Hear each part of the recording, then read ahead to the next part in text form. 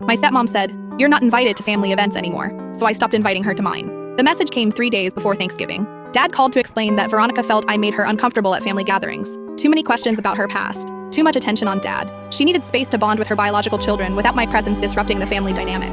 "You understand, right?" he said, his voice small. I was 22. I'd been away at college for 4 years and visited exactly 6 times, but apparently that was too much. "Sure, Dad, I understand perfectly." I stopped answering his calls after that. For 2 years, I focused on building my career in event planning. I worked 70-hour weeks, landed major corporate clients, and saved every penny. By 24, I'd launched my own company specializing in high-end weddings and galas.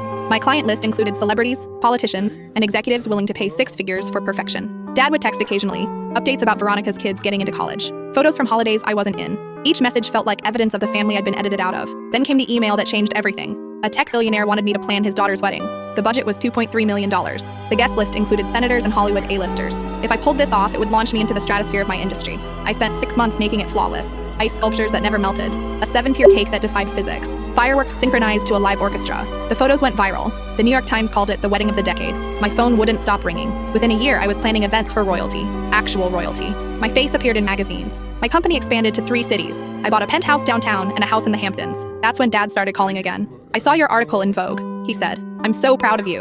I let it go to voicemail. The messages became more frequent. Veronica's daughter was getting married. Could I help? Maybe offer some advice? A family discount? I ignored every single one. Then came my own wedding. Dimitri proposed on a yacht in the Mediterranean. He was a venture capitalist who understood ambition. We planned an intimate ceremony at a private villa in Tuscany. 50 guests. All people who'd actually been there for my journey. Dad somehow got my assistant's number. He called her directly, asking about +1s and whether Veronica's kids could attend. My assistant forwarded me the voicemail. I called him back for the first time in 3 years.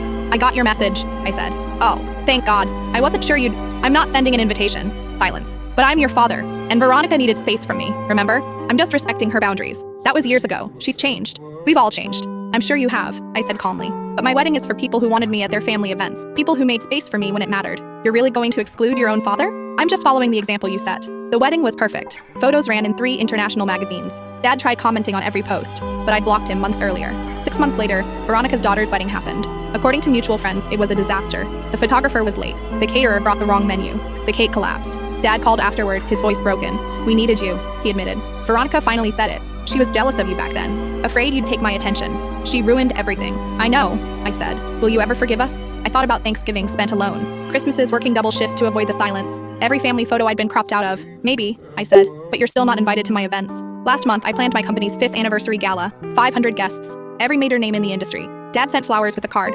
"Congratulations on everything you've built without us." I left them in the delivery box. Some spaces once created can't be uncreated. Some distances are permanent. Veronica wanted room to breathe without me in it. I